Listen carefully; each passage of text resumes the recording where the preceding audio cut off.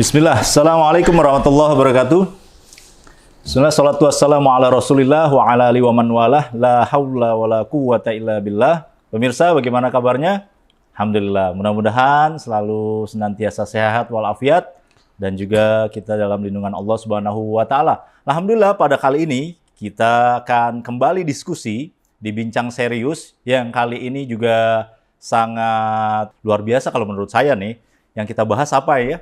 Yaitu kita bahas ini benderanya merah putih hitam ini Ustaz. Ini dia. Di tangan saya ini ada buku Memitigasi Stigma Wahabi. Apa itu memitigasi stigma Wahabi? Ya, kita akan kulik, kita akan kupas tuntas dari sumber yang otentik dan juga yang asli ya, dari kitab-kitab langsung dan juga dari narasumber juga yang ahlinya pada Ustadz kita, Ustadz Dr. Zainal Abidin LCMM Hafizahullahu Ta'ala. Assalamualaikum Ustadz, gimana kabarnya Ustadz? Alhamdulillah, bi khairin wa afiyah. Alhamdulillah, mudah-mudahan Ustadz dan keluarga serta jajaran senantiasa dalam lindungan Allah Ustadz ya. Amin. Dalam ridha Allah dan mudah-mudahan Allah Subhanahu wa taala menghimpun kita di surganya kelak Ustadz. Nah, amin. Ini di tangan saya nih pemirsa ada kitab yang saya coba bacakan latar belakang ya dari kitab ini. Wahabi ini makin hari makin menjadi isu global yang paling seksi, luar biasa. Istilah Wahabi terus diputar ulang dan tiap generasi untuk memajukan, untuk memojokkan ini bukan memajukan. Ya, jadi istilah Wahabi ini untuk memojokkan negara Saudi. Ya, isu ini digoreng terus untuk memojokkan negara Saudi. Tidak sedikit tokoh agama nih, untuk jadi koreksi nih, karena kita sama-sama manusia nih ya, kita coba mendewasakan, belajar mendewasakan cara beragama kita, maka kita coba diskusi, kita kutip dulu di perkataan beliau di kitab ini, ya, tokoh agama menjadi tenar dan rajin menyerang negara Saudi dengan sebab apa? Dengan sebab stigma Wahabi. Jadi siapa yang menggoreng Wahabi, siapa yang mengangkat Wahabi, dia akan jadi tenar seketika. Yeah. Terus stigma Wahabi yang diidentikan dengan radikalisme. Lagi nih, radikalisme telah menyasar pada siapapun yang dianggap puritanian. Perlu dibedah secara objektif dan holistik dari sumber primer yang memadai. Nah, kita langsung bicara dengan narasumbernya, asli langsung. Kita tanyakan dulu. Ini Ustadz latar belakang untuk menulis judul di kitab ini dengan segala simbol-simbolnya. Ini apa nih Ustadz? Silakan Ustadz. Ya, bismillah. Baik. Alhamdulillah rabbil alamin wassalatu wassalamu ala asyrafil anbiya'i wal mursalin wa ba'd. Secara keturunan saya nggak punya nasab. Baik Ustadz. Secara warga negara juga saya bukan orang Saudi. Baik, punten Ustadz, orang mana Ustadz? Orang Jawa Timur Lamongan. Jawa Timur Lamongan. Ya. Cuma kita ini ada semacam tanggung jawab ilmiah. Tanggung jawab ilmiah. Ada moral untuk bersikap objektif. Bersikap objektif. Sehingga saya mungkin kalau kita tidak bisa katakan satu-satunya, mungkin di antara sekian para dai, para penulis yang rajin menulis tentang masalah meluruskan Wahabi. Meluruskan Wahabi. Gitu. Nah, siap.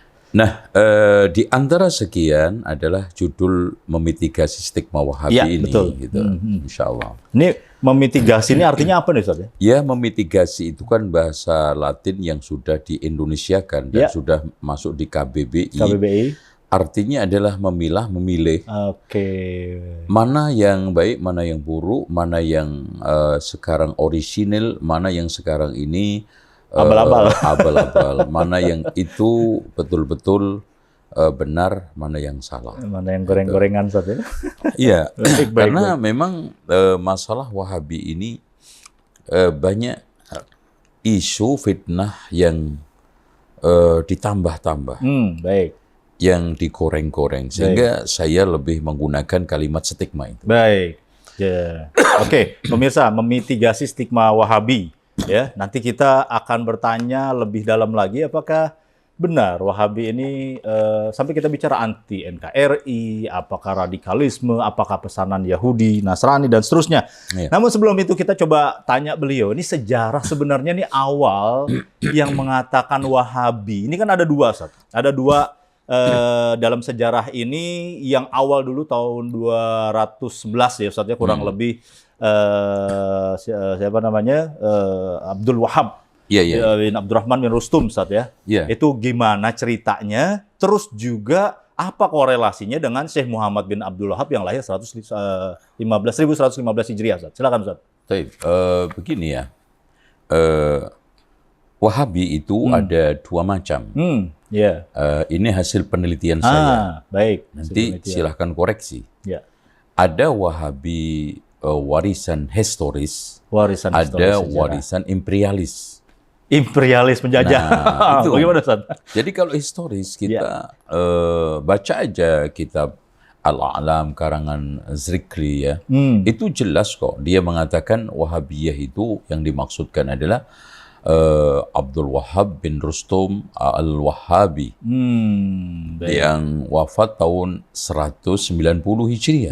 Baik. Sementara Syekh Muhammad bin Abdul Wahab ini wafat tahun 1206 Hijriah. Sangat jauh. Luar biasa, sampai 1000 tahun, Ustaz. Iya, jadi nggak ketemu gitu loh. Nah, kalau warisan imperialis, memang kita tidak ingkari. Di sana ada pertarungan kekuatan, ada pertarungan kekuasaan, ada pertarungan politik. Nah, geopolitik inilah, hegemoni politik inilah yang paling berfront terdepan untuk menggoreng Wahabi. Masya Allah. Dari internalnya Turki itu sudah disepakati oleh ahli sejarah dan para peneliti, dan kita bisa uji. Turki itu berkepentingan untuk menggoreng isu Wahabi ini karena terjadi konfrontasi dengan Saudi dan mengalami kekalahan yang fatal. Apalagi kekuatan dakwah Syekh Muhammad bin Abdul Wahab itu menyeruak dari Merauke sampai Maroko. Masya Allah. Maroko sampai Merauke kan gitu. Bukan Sabang sampai Merauke ya. Indonesia. Dan itu terbukti Raja Maroko sendiri pembela utama dakwah beliau. Dan kita lihat di Yaman bagaimana tokoh utama yaitu Al-Amir As-Sun'ani, penulis buku Subulus Salam membela. Masya Allah. Begitu juga Imam Muhammad Asy-Syaukani kan gitu. Jadi memang luas. Ya, pengaruh revolusi beliau ini yang tidak lain adalah bukan revolusi senjata, bukan revolusi kekuasaan, tapi revolusi mental. Baik. Itu, nah yang eksternalnya adalah para penjajah. Yang kalau kita lihat bagaimana Inggris menggulirkan isu Wahabi di India ketika mulai terpojok dengan para tokoh yang ingin membangkitkan perlawanan kepada imperialisme. Begitu juga di Libya dengan Italianya, kemudian Prancis di Aljazair. Bahkan dikatakan Ernest di dalam, ini peneliti seorang orientalis Asia Tenggara, dia mengatakan bahwa Prancislah yang mengulirkan isu radikalisme dan terorisme. Dan Amerika lah yang sekarang mengulirkan radikalisme, fundamentalisme. Jadi ini produk dan diakui oleh Philip Al-Khitti, salah seorang orientalis yang objektif menilai bahwa gelar Wahabi itu memang diperoleh dari lawan-lawan dakwah Syekh Muhammad bin Abdul Wahab. Dakwah ya satu. Nah, mereka yang goreng diantaranya adalah Zuhair di dalam bukunya ini. Terus kemudian Jos Reich dan beberapa orientalis yang sudah mulai menggulirkan istilah Wahabi itu. Baik, ini sangat menarik, Ustaz. Tapi saya mau coba kulik dulu, Ustaz. Berarti yang pertama tadi itu yang tahun 190 Hijriah itu murni pemahamannya apa tuh Ustaz? Yang Abdurrahman bin Rustum, Abdul Wahab. Kalau dia jelas pemahaman Ibadiyah, Khawarij. Yang memang dia itu penerus bapaknya.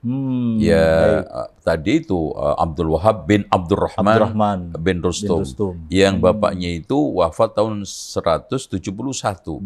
Kemudian langsung diganti oleh dia. Dan ini adalah kekuasaan Khawarij Ibadiyah yang paling eksis pada saat itu. Di daerah mana sih? Ini di daerah Al-Jazirah.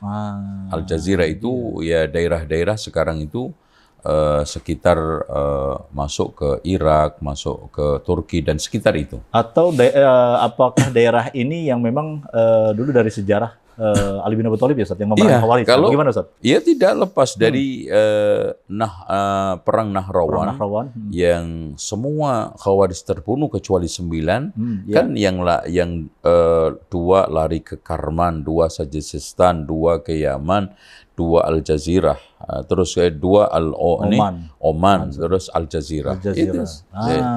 Jadi orang-orang inilah yang menjadi cikal bakal pengembangan Khawarij di daerah-daerah itu. Berarti sampai sekarang. Berarti ini yang benar-benar teroris ya itu Ustaz ya. Iya. Karena di dalam buku Al-A'lam itu dijelaskan memang dia itu sangat antipati kepada Syiah dan sangat memusuhi ahli sunnah. Sama-sama digarap ya. Sama-sama digasak kan. Iya. Nah, ini dia. Nah, adapun yang tadi yang Ustadz sampaikan warisan imperialis ini murni karena hasad dakwah Ustadz ya. Jadi akhirnya ya Khawarij yang menjelmakan satu firqah tersendiri yang namanya Wahabiyah itu dengan pernak-pernik ornamen negatifnya, keburukannya. Dari masa ke masa dikenang orang Arab, tapi tidak tahu zamannya kapan. Makanya ketika muncul ada nama mirip-mirip, maka dinisbatkanlah nama ini, kelompok ini kepada Syekh Muhammad bin Abdul Wahab. Gitu. Harusnya sih Muhammadi harusnya Ustaz ya? Iya Muhammadi. Kalau tidak itu minimal kita tauhidi kan? Karena dia pembela tauhid kan gitu. Dan bahkan kalau kita lihat beberapa ahli sejarah, seperti Abdurrahman ahli sejarah Melayu itu menamakan tauhidi, kelompok membela tauhid. Iya, Encyclopedia di Nurkhalis Majid juga mengatakan sama, membela tauhid. Gitu. Ya, baik. Dan Encyclopedia di Inggris itu mengenalnya juga gitu. Jadi intinya kuliran Wahabi itu santer itu hanya dari mulut ke mulut, hanya berita burung, kemudian akhirnya menjadi konsumsi umum, lalu ada penelitian, lalu dibukukan. Itu. Nah motivasinya apa ya? 3. Motivasi pertama kan politik kekuasaan. Itu kan gitu dimanapun. Makanya di dalam bukunya Hamka dari perbendaraan lama, beliau menegaskan bahwa Wahabi itu setiap mau pemilu di Indonesia itu selalu digoreng. Ntar lagi dong. Iya, jadi beliau mengatakan lagi-lagi yang menjadi tuduhan siapa? Masyumi. Nanti ormas-ormas ya Muhammadiyah ya persis dulu zaman Hamka. Yang sesuai sunnah. Ya, gitu, kita bukan mengada-ada, silahkan aja baca buku beliau dari perbendaharaan lama. Dan dicetak sekarang ini beredar di online dimanapun bisa dibeli. Itu kan gitu. Nah, yang kedua ada politik sosial keagamaan. Baik. Nah, tokoh-tokoh masyarakat, tokoh agama tertentu yang takut kehilangan berbagai macam posisi popularitas, maka ikut-ikutan mengulirkan Wahabi kan gitu. Nah, yang ketiga penjajahan. Jadi inilah politik kekuasaan yang didominasi ketika itu Turki, agama sosial, tokoh-tokoh yang dipetakan oleh Syekh bin Bas kan 3. Politik sosial ini, yaitu 1, tokoh agama Darwis yang sesat, yang menjungkir balikkan fakta, yang benar menjadi salah, yang salah menjadi benar, untuk membuat citra buruk Syekh Muhammad bin Abdul Wahab. Yang kedua, mereka-mereka yang takut kehilangan popularitas, kekuasaan, dan pengaruh. Baik. Nah, yang ketiga, mereka ini yang nggak tahu menahu tentang Syekh Muhammad bin Abdul Wahab, cuman ikut-ikutan. Ikut-ikutan biar Makanya rame. kalau ditanya, siapa Muhammad bin Abdul Wahab? Bagaimana pemikirannya? Apa yang dimaksud Wahabi? Dia nggak bisa melanjutkan, kecuali yang dia dapat dari tokoh-tokoh yang sudah digoreng, yang sudah disetting, bahwa itu adalah pemikiran Wahabi yang sebenarnya, padahal tidak ada itu. Jadi jelas 3 hal, politik, sosial budaya, sama penjajah, Ustaz ya, imperialis ya. Itu. Nah, ini menarik lagi gini, Ustaz. Ya. Mungkin yang politik terutama tuh, sama sosial budaya. Ini kan kalau di dunia pada saat ini tentu Aristoteles, Plato, dan pencetus demokrasi ya, Ustaz ya. Iya. Cleisthenes itu bapaknya demokrasi itu tahun 504, 503 sebelum Masehi. Terus juga Aristoteles dan Plato ini memasyurkan demokrasi, terus juga Karl Marx dan kawan-kawannya memasyurkan komunis. Nah, apakah juga memang yang tadi itu mungkin ahli-ahli sejarah yang menjungkir balikan fakta ini mau menggelari beliau ini sebagai pencetus syariah gitu loh, Ustaz. Sesuai dengan khilafah dan seterusnya. Bagaimana, Ustaz? Iya, memang begitu ya. Kalau kita lihat mereka itu ketika mencoba untuk menggoreng, pasti mengambil spot-spot isu yang paling bisa yang bisa menarik para pengikutnya, membikin panas bukan hanya menarik. Baik. Jadi sehingga mereka itu dengan serta-merta langsung benci, langsung antipati. Ya. Contoh kecil aja bahwa Syekh Muhammad bin Abdul Wahab atau Wahabi dituduh membakar ribuan kitab para ulama. Masya Allah. Mengganti versi lawas dengan versi yang baru. Nah, ini kan hoax. Ya coba kita sekarang ini coba kasih contoh ya. Kita kasih contoh satu, Sahih Bukhari katanya. Baik. Ya, di antara buku-buku yang dibakar habis oleh Wahabi adalah Sahih Bukhari. Kemudian diganti versi lama. Ayo kita coba uji ya. Yang kita ambil pertama cetakan versi Wahabi. Ini yaitu Maktabatur Rush ya. Di mana? Ya, ini dicetak di Riyadh. Di Riyadh, baik. Di Saudi ya. Ini adalah Fathul Bari Syarah Sahih Bukhari. Ya. Ini ketika kita buka ngacak aja, coba. Sekarang kita ambil hadis yang ke-7. Baik. Kita Bad'il Wahyi. Ya. Oke. Kita sekarang ambil. Ini versi Beirut. Oke. Ya. Versi Beirut. Libanon ya? Ya. Ini artinya kita ambil matannya, bukan isinya. Nanti isinya kita bedah tersendiri insya Allah. Oke, cetakan yang lain. Ya, kita ambil sekarang ini buku, ini Darul Fikr, Lebanon lagi ini, Beirut ya. Kita ambil hadis yang ke-7 lagi. Apakah sama? Oke, ya. Hadis yang ke-7 yang keluarkan oleh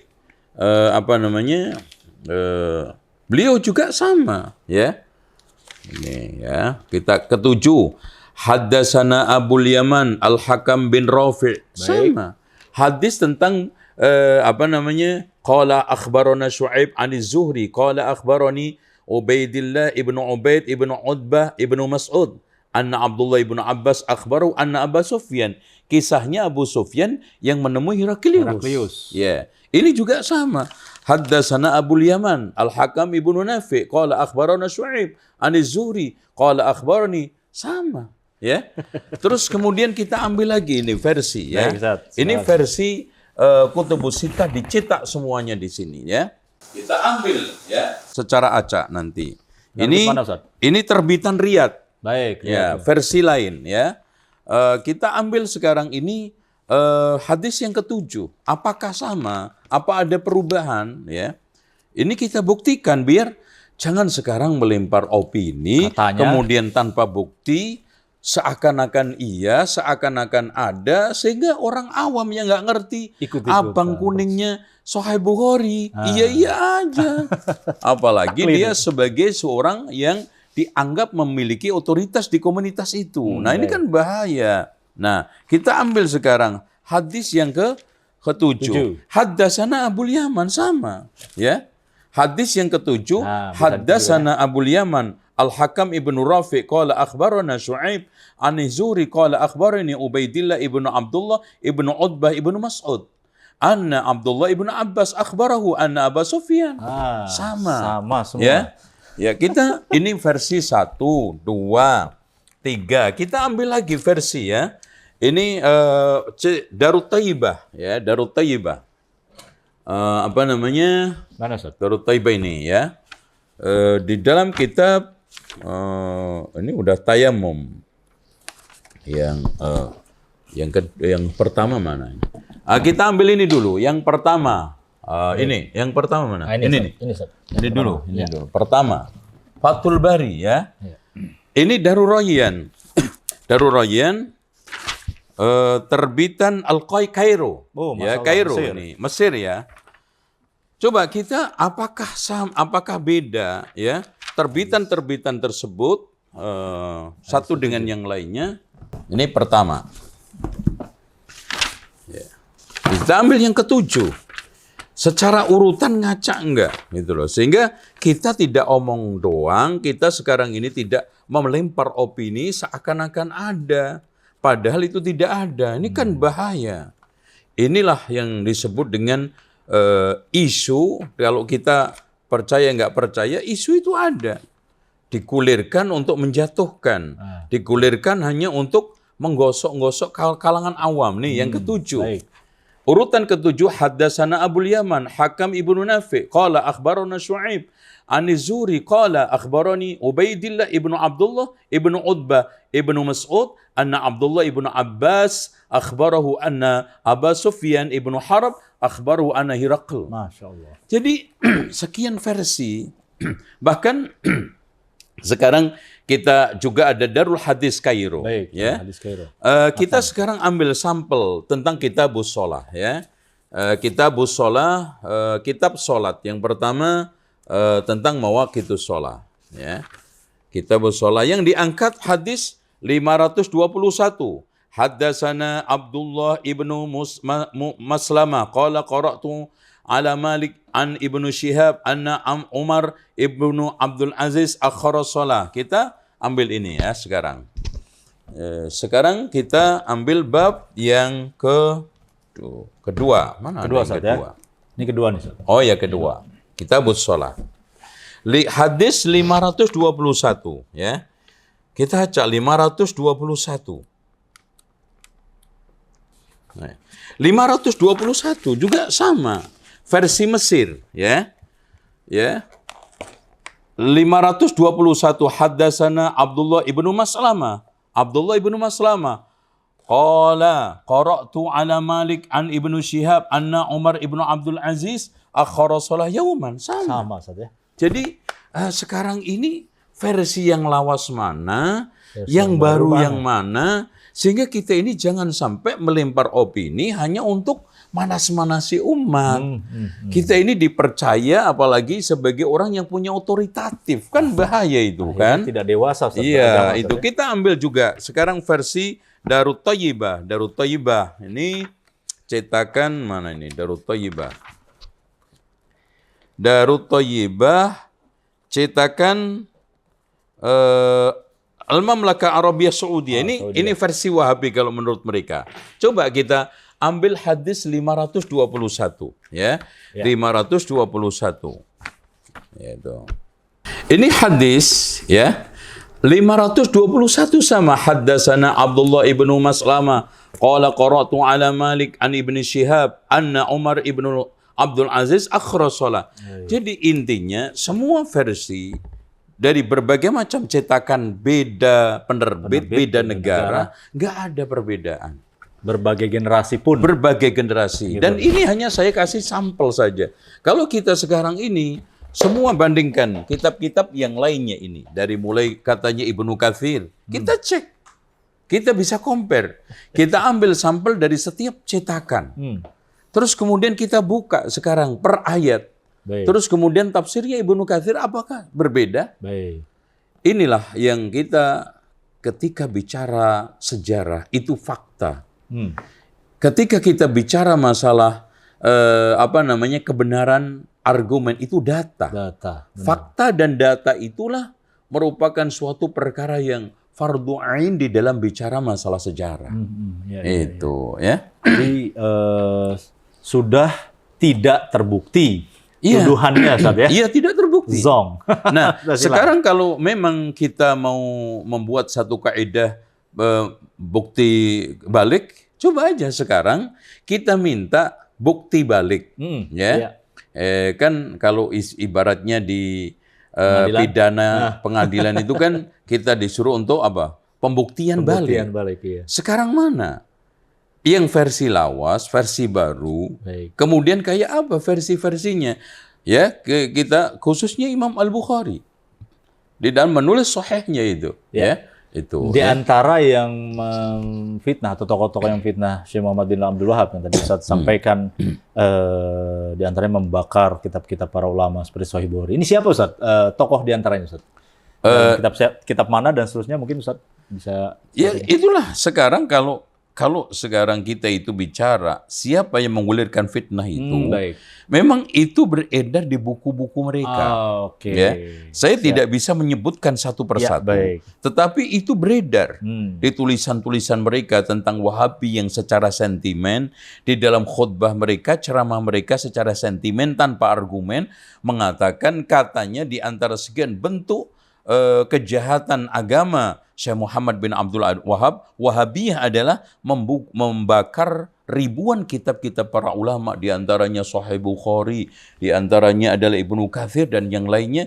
Kemudian versi-versi lawas ini dibakar, diganti dengan versi baru.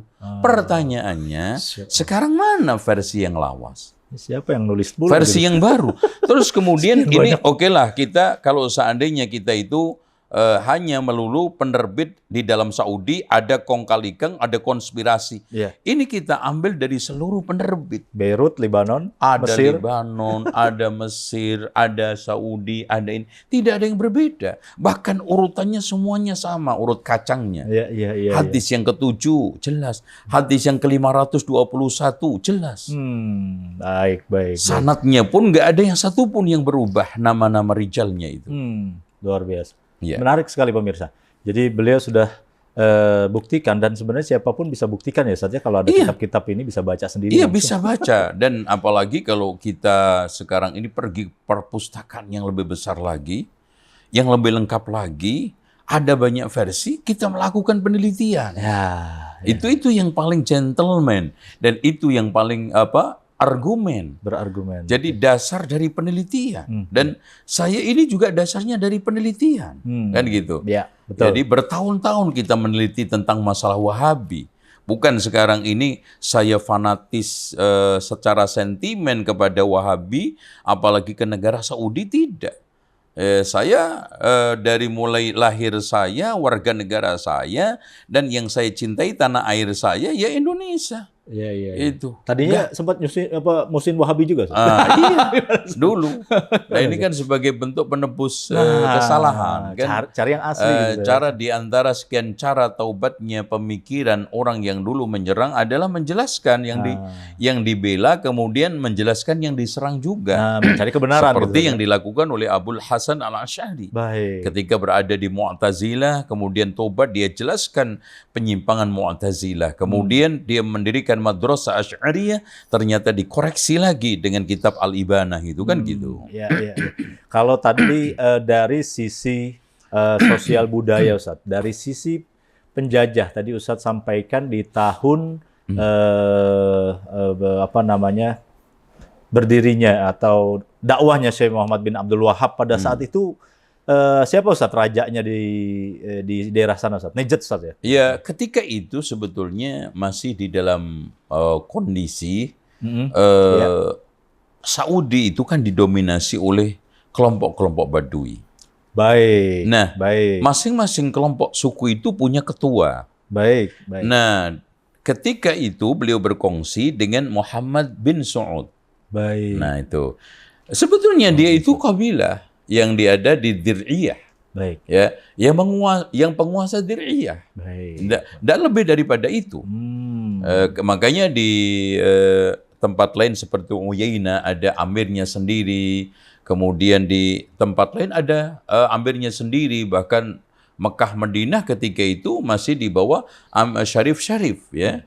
Baik. Nah, namun setelah berkongsi dengan Syekh Muhammad bin Abdul Wahab ini, Muhammad bin Saud ini mengalami perubahan yang sangat drastis dan bahkan dia itu bisa menaklukkan beberapa kabilah sehingga dia bisa bergabung dengan beliau. Dan akhirnya kekuasaan lambat laun itu merata. Bahkan puncaknya pada cucunya yaitu Abdul Aziz. Baik. Itu pada dinasti Saudi yang periode ketiga. Karena Saudi itu mengalami tumbuh kembang ya, muncul tenggelam itu 3 generasi. Generasi yang pertama yaitu Muhammad bin Saud berkongsi dengan Muhammad bin Abdul Wahab.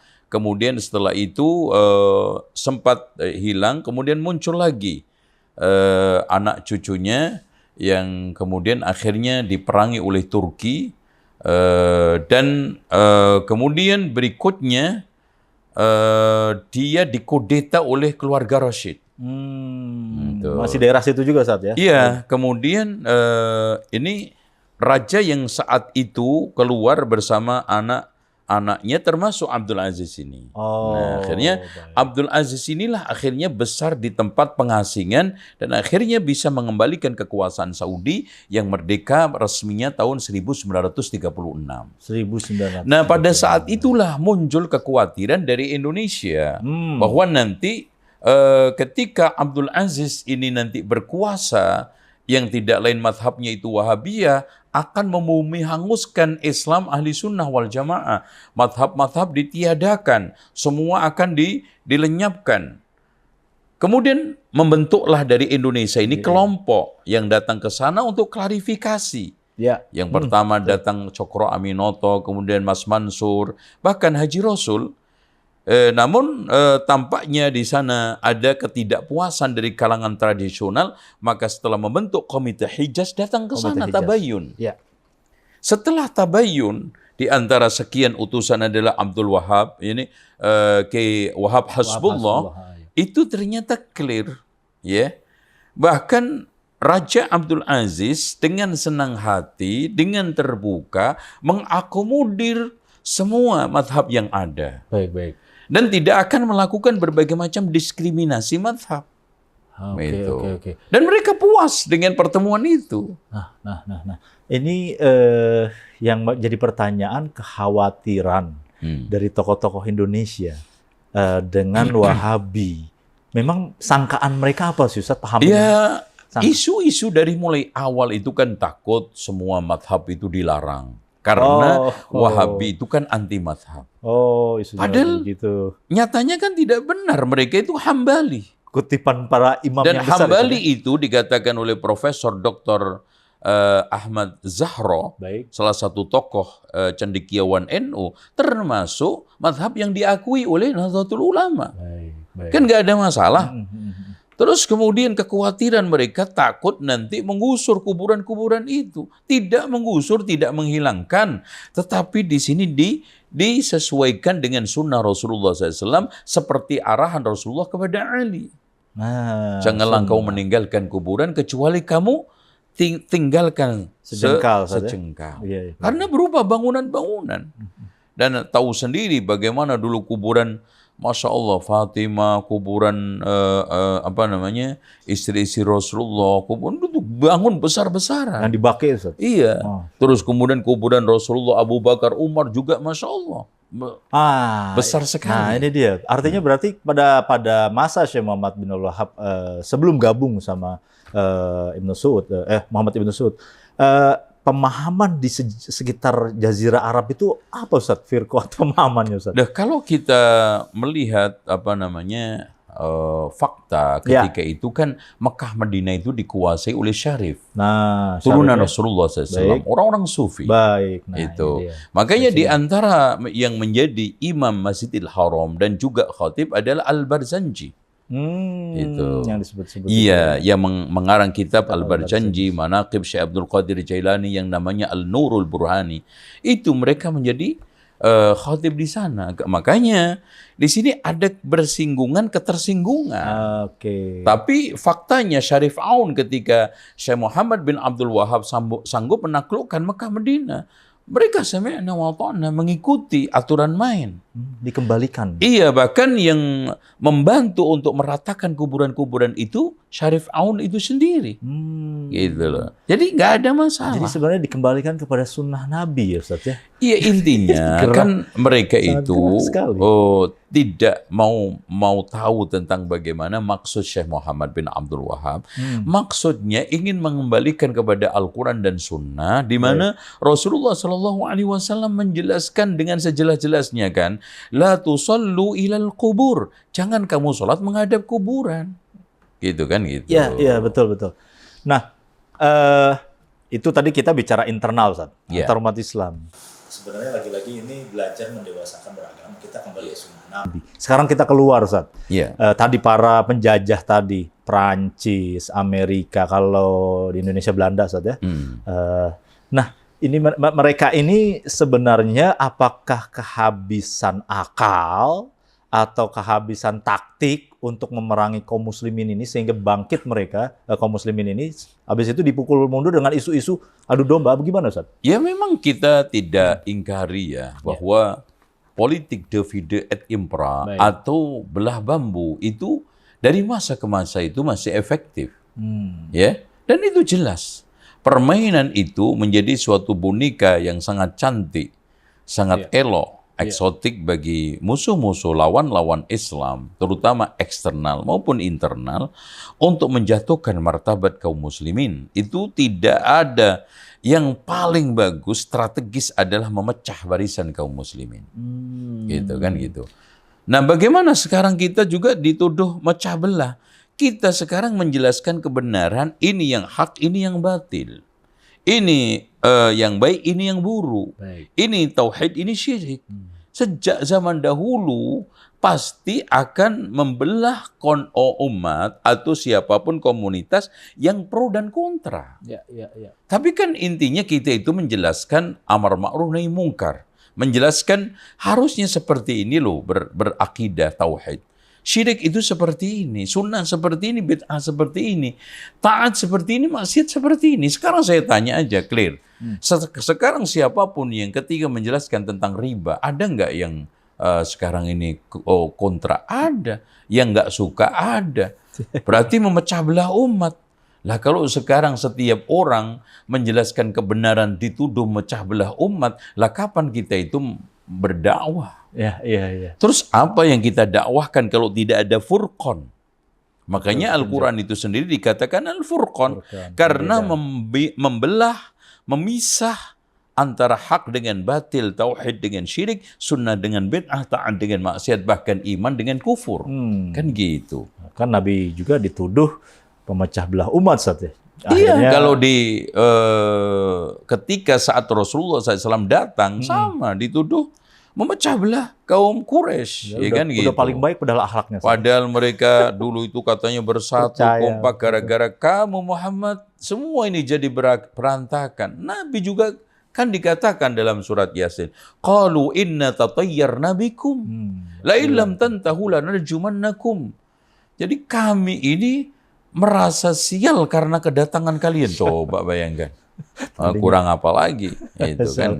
Ini karena sebenarnya kalau secara fitrah dan banyak para sahabat yang tadinya memerangi Nabi akhirnya masuk Islam Ustaz ya. Secara fitrah akhirnya juga menerima. Ya, maka coba kita mulai beragama ini dewasa sedikit gitu Ustaz ya. Dewasa, ilmiah, dan kita cari hidayah. Nah, pertanyaan begini Ustaz. Kalau tadi udah bicara sunnatullah, bicara sunnah Nabi.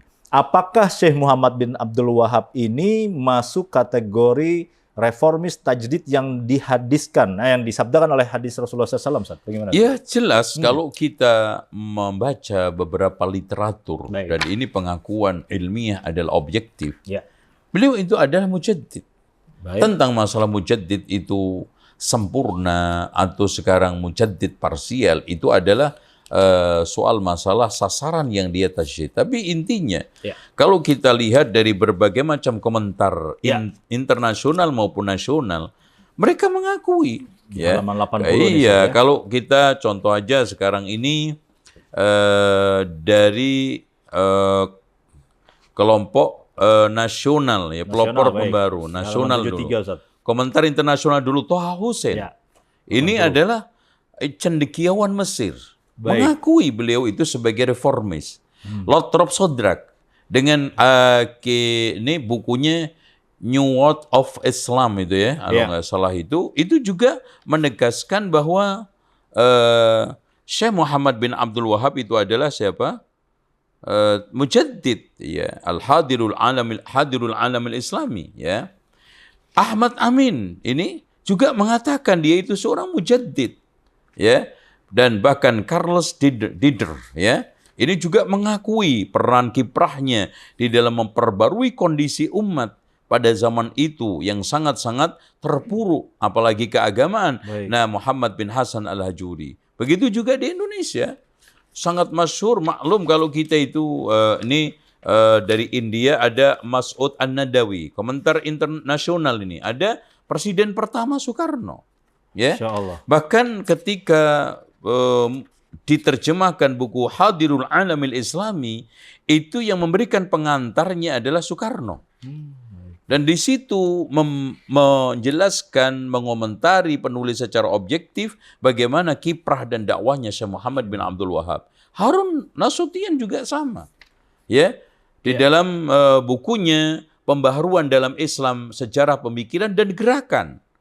Sangat-sangat objektif beliau itu menilai tentang masalah kehadiran dakwahnya Syekh Muhammad bin Abdul Wahab.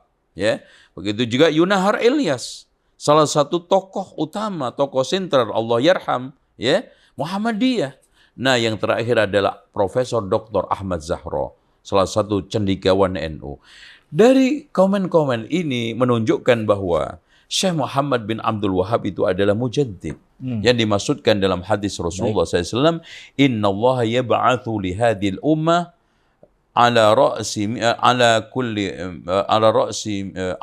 ra'si mi'ati sanatin man yujaddidu laha dina, orang yang memperbarui agamanya. Baik, Masya Allah.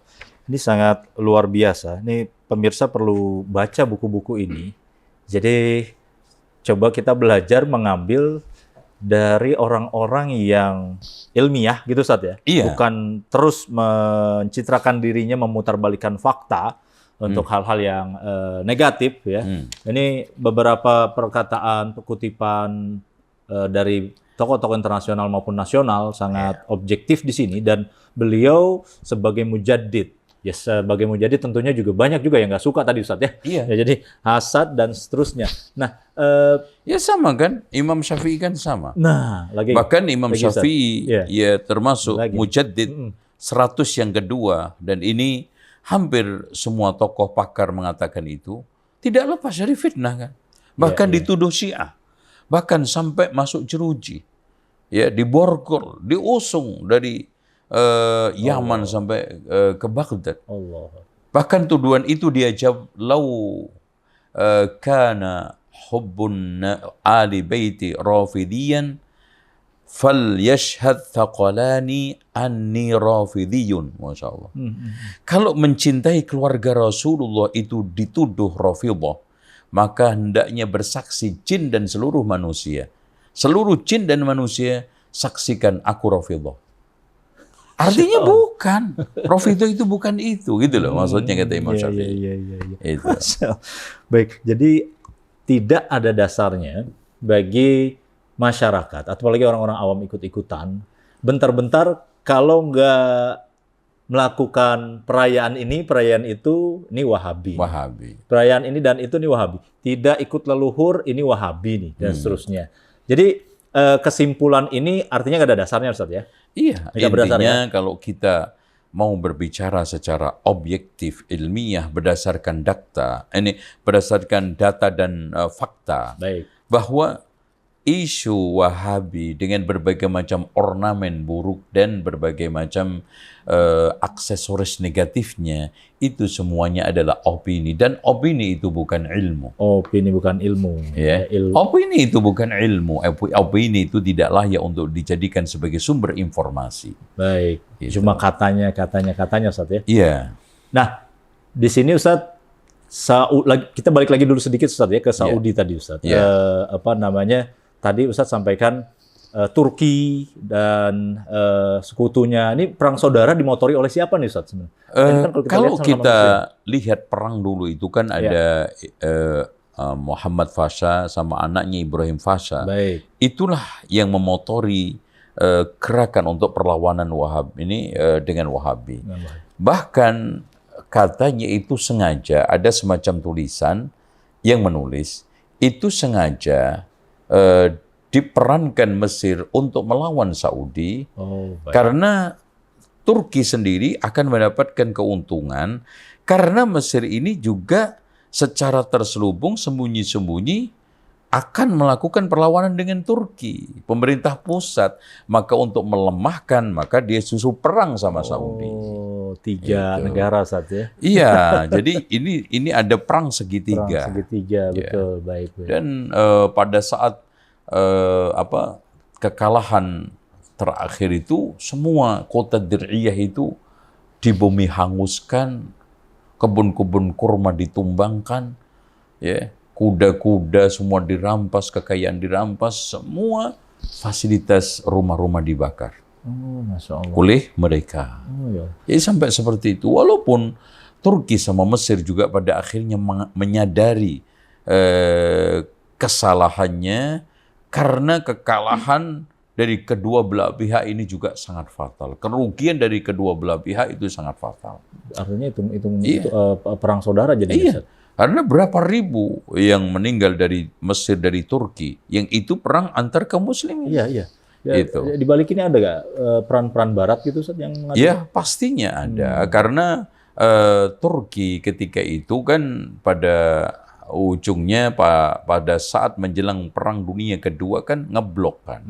Turki, Jerman kan gitu. Baik. Yang ikut blok sekutu atau ikut blok poros kan gitu. Nah ini ada blok sekutu yang termasuk Inggris, Amerika kan gitu. Ini yang kita ambil pelajarannya. Jadi mereka semua para musuh Islam punya kepentingan, Ustaz. Iya, tapi pasti. Kenapa yang jadi dikorbankan adalah dakwah gitu. Dikorbankan adalah sunnah. Dan kita hati-hati jangan juga ikut terjerumus nih, jangan-jangan kita yang terjerumus nih masuk jebakan para imperialis itu Ustaz. Diadu domba dan seterusnya. Maka kita ilmiah lah, dewasa lah dalam beragama. Iya, diskusi aja. Diskusi, argumentatif. Kita coba membuka data, fakta, buku-buku yang ditulis oleh para ulama. Dan ketika kita itu bicara masalah sejarah, kalau ingin mendapatkan sumber primernya, maka yang patut secara ilmiah adalah ambil dari tangan pertama. Pertama, primer. Yang asli. Ya kalau kita ingin membahas masalah komunis, ya ke Karl Marx. Kalau kita ingin membahas masalah isu-isu tentang Wahabi, ambil aja buku-bukunya. Syekh Muhammad bin Abdul Wahab, para loyalisnya, kan gitu. Pertanyaannya, ada nggak mereka itu mengusung, mendakwahkan, mengajak kepada kelompok sekte ataupun istilahnya lah yang namanya Wahabi. Implisit aja nggak ada, apalagi eksplisit. Sampai membuat suatu ADRT lengkap, ya bahwa visi, misi, tujuan ADRT organisasi saya ini adalah internasional, bahkan struktur STO-nya nggak ada. Itu. Baik, Masya Allah. Luar biasa, sangat ilmiah. Kita tanya sama beliau, sebagaimana kita ngikuti ya, wasatiyah, beragama yang sangat dewasa, dan Islam wasatiyah ini tentu dari Rasulullah SAW. Kita ambil pelajaran, kita minta beberapa poin dari beliau, nilai-nilai wasatiyah apa yang terkandung dalam diskusi kita. Silakan. Wasatiyah itu sudah saya sampaikan berulang-ulang, berkali-kali, bahwa keislaman yang dewasa. Gitu. Jadi kita bukan masalah Islam wasatiyah, keislaman kita perilaku beragama yang dewasa. Makanya selalu mengedepankan dialog, dasarnya pun argumentatif, melihat sumber-sumber yang faktual. Dari situlah kita itu mendapatkan satu nilai wasatiyah yang paling mendalam, i'tidal, teguh, tegak, lurus. Ya. Terus kemudian ketika kita bicara tidak serampangan, ya, karena kita itu harus tawazun, seimbang di dalam antara kita itu menyampaikan fakta di lapangan. Ya. Itu nggak boleh kita ini sekarang terjadi miss. Baik. Karena nilai wasatiyah itu mengajarkan kita untuk seimbang. Di dalam menilai kita juga nggak boleh mendolimi pihak. Karena kita harus tawassut, objektif. Seperti yang ditegaskan oleh Syekhul Islam Ibnu Taimiyah, ahli sunnati wal jamaah menilai kelompok lain itu dengan ilmu, adil, dan insaf. Ya, itu ciri khas ahli sunnah wal jamaah yang memang diilhami dari perilaku wasatiyah yang Islam dibangun oleh Rasulullah SAW sehingga menghasilkan umat wasatan litakunu syuhada 'alan nas. Amin. Ya. Jazakallah khair Ustaz, barakallahu fiik Ustaz atas ilmunya. Pemirsa, ini yang di tangan saya hanya kitab tipis nih Ustaz ya. Ya. Hanya 104 halaman, itu juga sama belakang nih kesimpulan dan biografi beliau. Sekali duduk bisa kita baca. Silakan dapatnya di mana? Dipesan di 08118116.600 ya, 08118116.600 bisa dibaca. Yang mau kasih saran silakan, mau diskusi bisa ketemu beliau langsung. Siap Ustaz ya? Insyaallah. Baik pemirsa, demikian dari kami. Mohon maaf. Wassalamualaikum warahmatullahi wabarakatuh. Waalaikumsalam warahmatullahi wabarakatuh.